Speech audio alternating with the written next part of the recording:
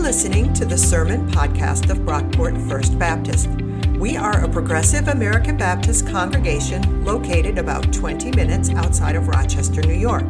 To learn more about our church and support our ministries, please visit brockportfirstbaptist.org. Our scripture reading this morning is the book of Lamentations, and we'll be reading from the Message Bible. How empty the city, once teeming with people. A widow, this city, once in the front rank of nations, once queen of the ball. She's now a drudge in the kitchen. She cries herself to sleep each night, tears soaking her pillow. No one's left among her lovers to sit and hold her hand. Her friends have all dumped her. After years of pain and hard labor, Judah has gone into exile. She camps out among the nations, never feels at home. Hunted by all, she's stuck between a rock and a hard place. Zion's roads weep, empty of pilgrims headed to the feast. All her city gates are deserted, her priests in despair. Her virgins are sad, how bitter her fate. Her enemies have become her masters. Her foes are all living it up because God laid her low, punishing her repeated rebellions. Her children, prisoners of the enemy, trudge into exile. All beauty has drained from daughter Zion's face. Her princes are like deer famished for food, chased to exhaustion by hunters. Jerusalem remembers the day she lost everything, when her people fell into enemy hands and not a soul there to help. Enemies looked on and laughed at her helpless silence. Jerusalem, who outsinned the whole world, is an outcast. All who admired her despise her now that they see beneath the surface. Miserable, she groans and turns away in shame. She played fast and loose with life. She never considered tomorrow. And now she's crashed royally with no one to hold her hand. Look at my pain, O God, and how the enemy cruelly struts. The enemy reached out to take all her favorite things. She watched as pagans barged into her sanctuary, those very people for whom you posted orders, keep out this assembly off limits.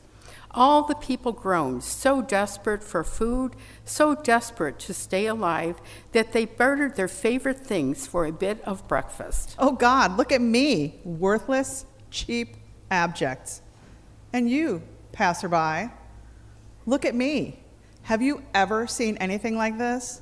Ever seen pain like my pain? Seen what he did to me? What God did to me in his rage? He struck me with lightning, skewered me from head to foot. Then he set traps all around so I could hardly move.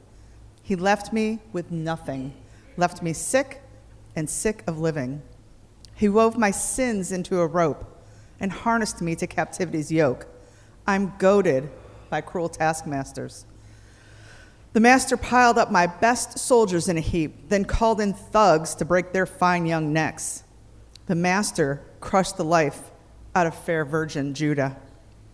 For all this I weep buckets of tears, and not a soul within miles around cares for my soul. My children are wasted, my enemy got his way. Zion reached out for help, but no one helped. God ordered Jacob's enemies to surround him, and now no one wants anything to do with Jerusalem. God has right on his side. I'm the one who did wrong. Listen, everybody. Look at what I'm going through. My fair young women, my fine young men, all herded into exile. I called to my friends. They betrayed me. My priests and my leaders only looked after themselves, trying but failing to save their own skins. Oh God, look at the trouble I'm in, my stomach in knots, my heart wrecked by a life of rebellion, massacres in the streets, starvation in the houses. Oh, listen to my groans. No one listens, no one cares. When my enemies heard of the trouble you gave me, they cheered. Bring on Judgment Day, let them get what I got. Take a good look at their evil ways and give it to them. Give them what you gave me for my sins, groaning in pain, body and soul. I've had all I can take. Drop them. The word of God for the people of God. And thanks to our two readers. Let's hear it for Beth and Julie. That was awesome, ladies. So happy Advent, everyone. Happy New Year. I like that. Melancholy Advent. Yes. If you're a regular here at our church, you know that we have been studying the book of Genesis for quite some time now. We're about 3/4 of the way through Genesis. But we're going to put that study on hold just for Advent to do something completely different. It's ominous. I find it's always good in these sacred seasons, times of the year like Lent and Advent, to change up what we're doing a little bit, to kind of break up the flow, try some new things, shift our attention and our focus, and try to create a different sort of space. And I am hopeful that Lamentations can help us do that. Lamentations is a really short book, right toward the middle of our Bibles. It's less than 10 pages long in most translations, so super easy to skip right over. In fact, I'm actually curious, how many of us have never seriously read Lamentations before? Like, yeah, wow, that's almost everyone. And if you have, like, maybe you heard of it, or maybe you breezed right through it as part of a Bible in a year plan. But yeah, most of us have never really taken the time to reflect on it and savor what this book is saying. Lamentations is a collection of 5 poems, 5 laments. Are we familiar with the word lament? Is that a foreign term? Sadness is what that evokes. A lament is basically a complaint. It is a crying out to God. The book of Lamentations collects 5 lament poems that were written after the destruction of Jerusalem. In the year 587 BC, roughly 2,600 years ago, the ancient city of Jerusalem was destroyed by the Babylonians, and it was a total loss. The Babylonian army laid siege to the city for over a year. It's estimated that about half the population of Jerusalem died, most from starvation. And then when the Babylonians finally broke through the city walls, it was a bloodbath. They destroyed the temple, looted the palaces, most of the homes and the buildings were destroyed, and the survivors were driven into exile. They were forcibly removed from their homeland after losing everything. Lamentations is the testimony from the survivors, and they don't hold much back. How empty the city, once teeming with people. A widow, this city, once in the front rank of nations, once queen of the ball, she is now a drudge in the kitchen. She cries herself to sleep each night, tears soaking her pillow. No one's left among her lovers to sit and hold her hand. Her friends have all dumped her. After years of pain and hard labor, Judah has gone into exile. She camps out among the nations, never feels at home. Hunted by all, she's stuck between a rock and a hard place. Zion's roads weep, empty of pilgrims headed to the feasts. All her city gates are deserted, her priests in despair, her virgins are sad. How bitter her fate. Her enemies have become her masters. Her foes are living it up because God laid her low, punishing her repeated rebellions. Her children, prisoners of the enemy, trudge into exile. I do want to point out, we're using the Message translation of Lamentations for this series. Do we have any fans of the Message in the room? A couple of you I know are big Message fans. If you're not familiar, the Message is a paraphrase of the Bible. It is the Bible put into very modern English. Most Bible translations are more literal. They go for like a word-for-word translation, which is great. Our Pew Bibles take that approach, and it's very good for accuracy. But it's a little clunky, especially when it comes to poetry. If you want to ruin a poem, take it literally, right? Like, translate it word for word. This is why, like, French poetry sounds so beautiful when it's recited in French, but if you translate it literally into English, it kind of loses the impact. The Message is a paraphrase of the Bible that is trying to convey the tone and the emotion of the original text. And the Message translation of Lamentations slaps. It is so good. I've read this book at least a dozen times, and it never came to life for me until I read it in the Message. So that's what we're going to be using for this series. What's that? I've been bit by the bug. Sure. Thank you, Peggy. We're going to talk about three things today, though, in this sermon to sort of ease us into Lamentations. Three questions I want to tackle.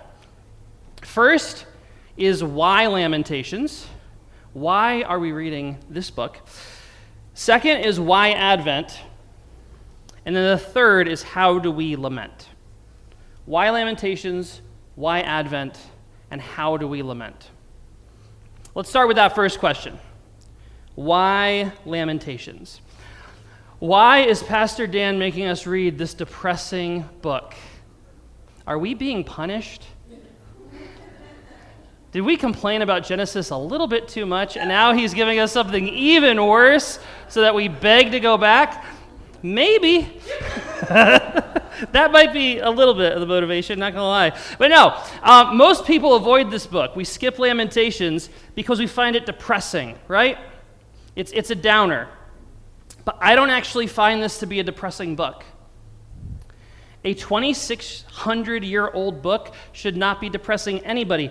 We don't know anyone who was affected by the destruction of Jerusalem in 587 BC. None of us were there.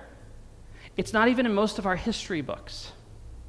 No one is losing sleep today over the Babylonian siege of Jerusalem. And if you are, I have some fantastic therapists I can point you to. Lamentations is a challenging book, though, and it's challenging because it confronts us with emotions we don't usually air out in public. Emotions like sadness, grief, anger, despair, heartbreak, loss, hopelessness. We don't talk about this stuff in mixed company. There's not a lot of safe spaces to express these kind of feelings. So we repress them. We are taught as children to repress this stuff. Don't let anyone see you cry. Keep a stiff upper lip. Put on a happy face. I'm always struck at funerals how kind of void of emotion most of us are. We sit there dressed in black with that frozen look on our faces, trying so hard not to cry, trying so hard not to let the slightest bit of emotion show. And it never fails at a funeral. I'll be talking to a friend or a loved one of the departed when all of a sudden they start to break down, they get choked up, they cry, and right away they apologize. I'm sorry for crying. This is a really hard time for me. I'm sorry for being so emotional. Don't apologize for crying. Of course this is a hard time for you. It's supposed to be hard. Tears are an appropriate response to what you're going through. But we're taught that that's not safe, that those emotions have to stay inside.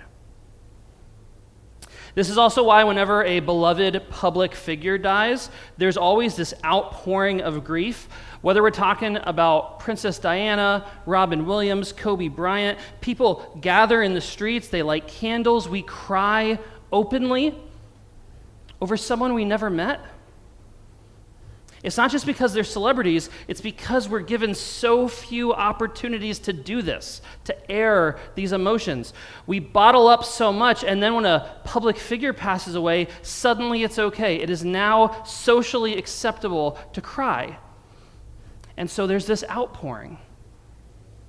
All those feelings we've kept inside finally have an outlet. That's the power of Lamentations. These poems give us an outlet. They create space to express all the dark feelings we normally keep hidden. How empty the city once teeming with people. That line doesn't resonate because it's about Jerusalem 2,600 years ago. It resonates because it's about Gaza today. It's about Ukraine.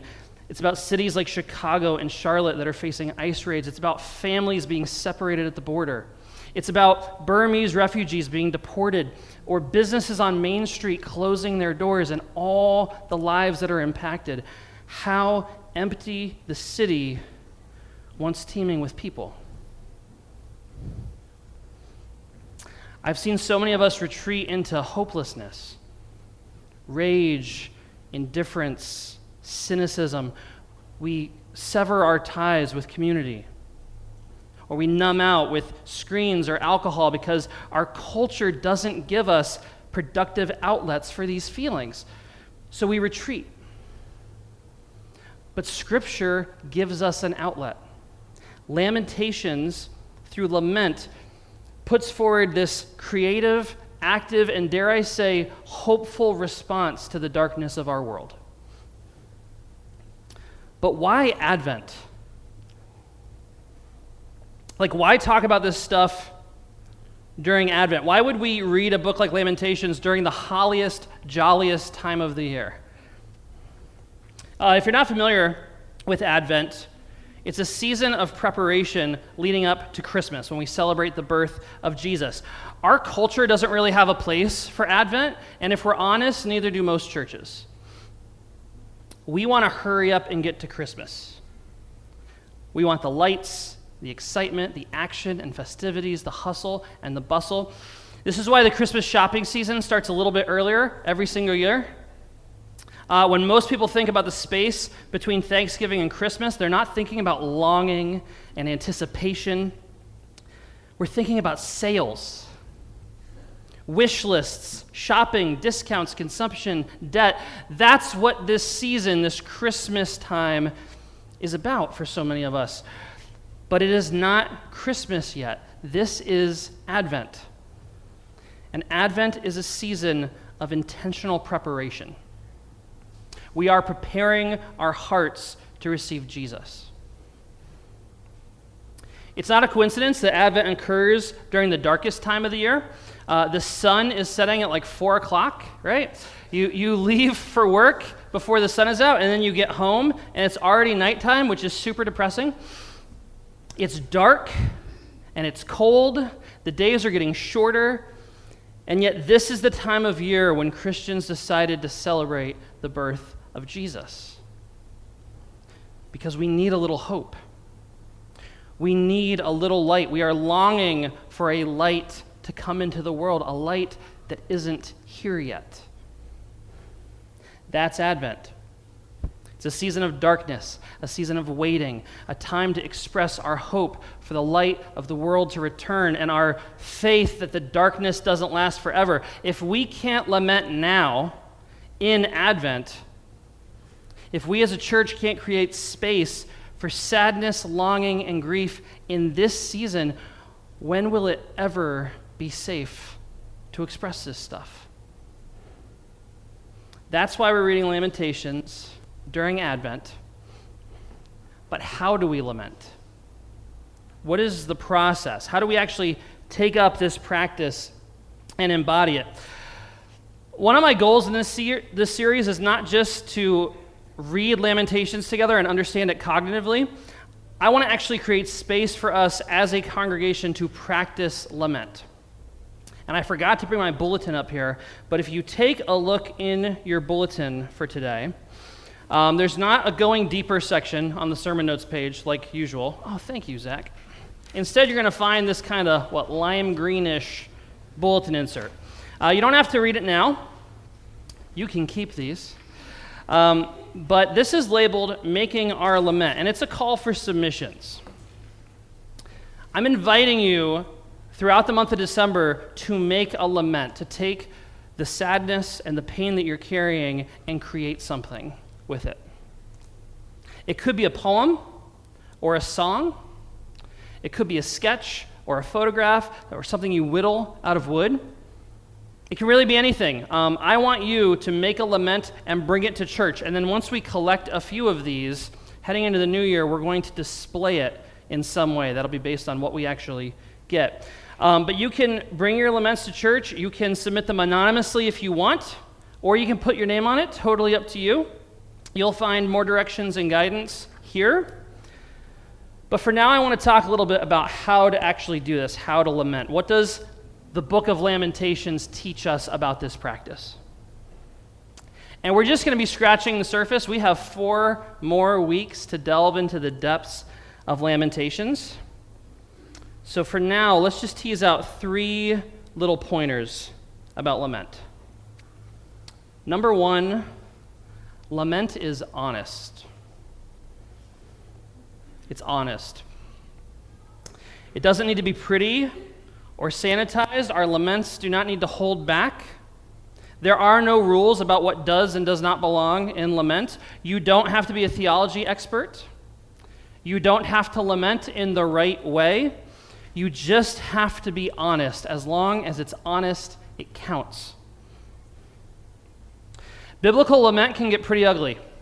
It gets dark, like at the end of Lamentations 1, when the poet calls for their enemies to receive the same treatment they got. Oh, listen to my groans. No one listens, no one cares. When my enemies heard of the trouble you gave me, they cheered. Bring on judgment day. Let them get what I got. Take a good look at their evil ways and give it to them. Give them what you gave me for my sins. That's really ugly, but it's honest. It is an honest expression of what was on that poet's heart. I can read that poem and I know what they were feeling. There's also this fantastic description of lament I want to share with you all from Old Testament scholar Kathleen O'Connor. Laments are prayers that erupt from wounds. They burst out of unbearable pain and bring it to language. Laments complain, shout, and protest. They take anger and despair before God and the community.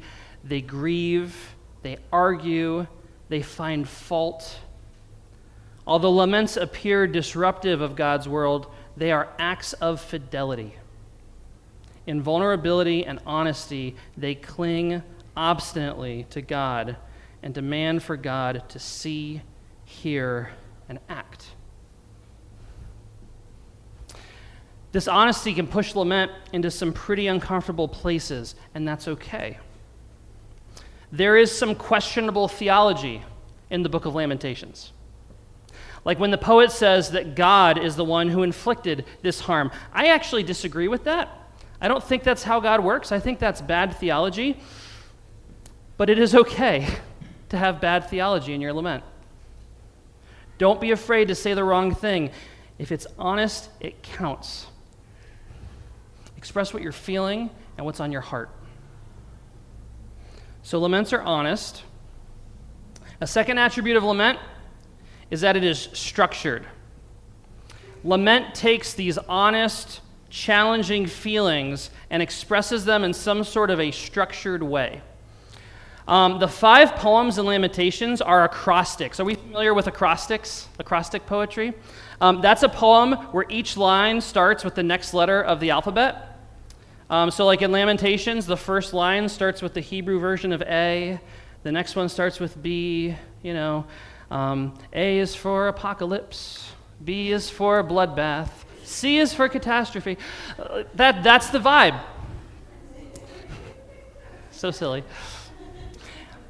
And it kind of changes the vibe of Lamentations to realize that they are singing the ABCs. Lamentations chapter 1 has 22 verses, 1 for each letter of the Hebrew alphabet. They didn't have vowels, that's why it's shorter. It's the same for Lamentations 2, and then chapter 3 has 66 verses, 3 lines for each letter. Chapter 3 is like A, B, B, B, C, C, C, all the way down. And the poet does this because they're using structure to bring order out of the chaos of their lives. In a world where everything is falling apart and nothing makes sense, they are using the alphabet to bring some structure, some sense to their pain. There's also a rhythm in Lamentations. The first 2 chapters of this book have a rhythm. We totally lose the rhythm when it's translated into English. There's no real way to convey that. but every line of the first 2 chapters of this book has 3 long syllables followed by 2 short ones. It's like long, long, long, short, short, over and over again. You know what? Let me show you guys on my drum. Do you guys mind if I play my little drum up here for a second? Is that okay? Getting musical. I gotta get lamenty. Ooh. I'll try not to trip. So 3 long, 2 short. Long, long.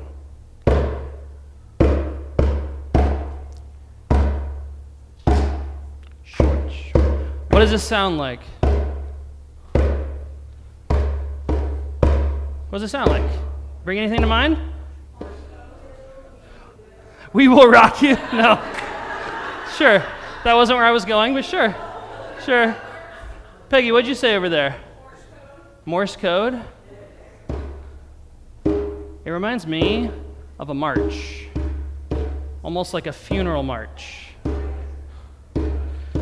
It's this slow, persistent rhythm. I can imagine pallbearers carrying a casket through a cemetery to that. It is this rhythm that brings order out of the chaos and helps us to push forward. Boom, boom, boom, boom, boom.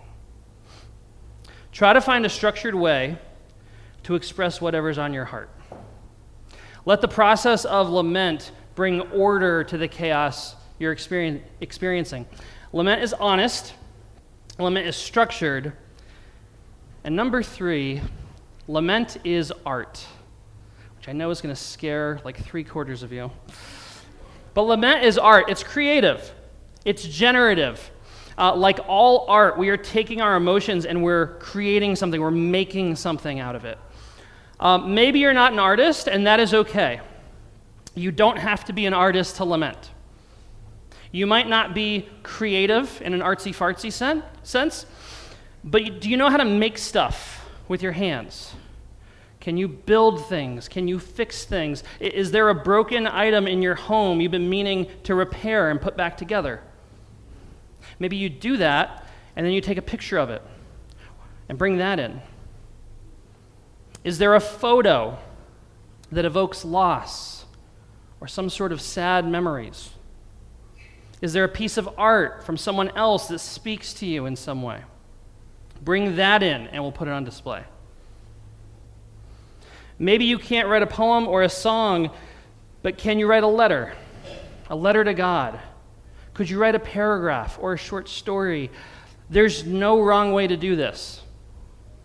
Laments can be incredibly simple, and even a simple, short lament still has power. Longtime church members are going to remember the Deichler family. How many people knew the Deichlers? A bunch of folks. Ed Deichler was the pastor of our church for more than 20 years. I think he retired the year I was born. But Ed's daughter, Jane grew up at our church, and she's remained a friend of the church. She lives down in North Carolina now, but when she's back in town, she'll come visit the church. I've met Jane. We've developed a bit of a friendship. And boy, does she have dirt on some of you. Just kidding. She doesn't. Well, she probably does. She just hasn't shared it with me yet.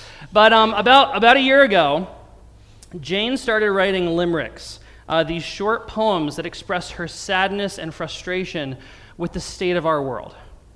She writes these poems, she posts them on social media, and then she sends them to her representatives in Congress, which is amazing.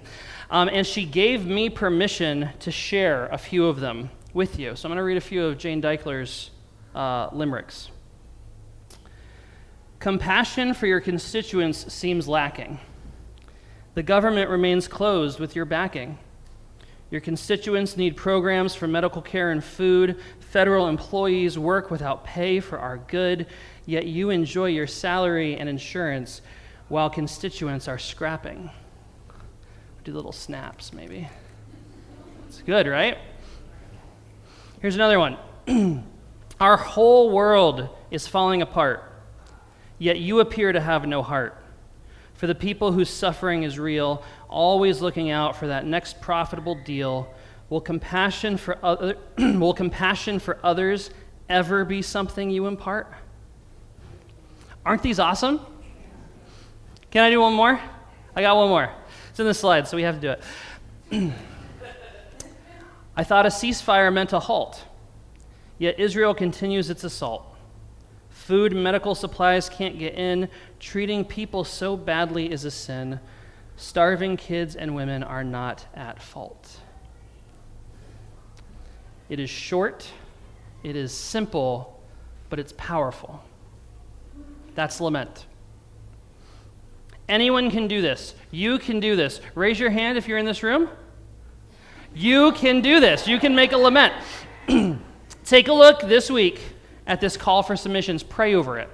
Really think about this a little bit. And let those creative juices flow. Turn your prayer into a lament. And let's see if we can create some space in this house of worship for us to grieve and mourn together and process these feelings during Advent as we look ahead to the light. Amen.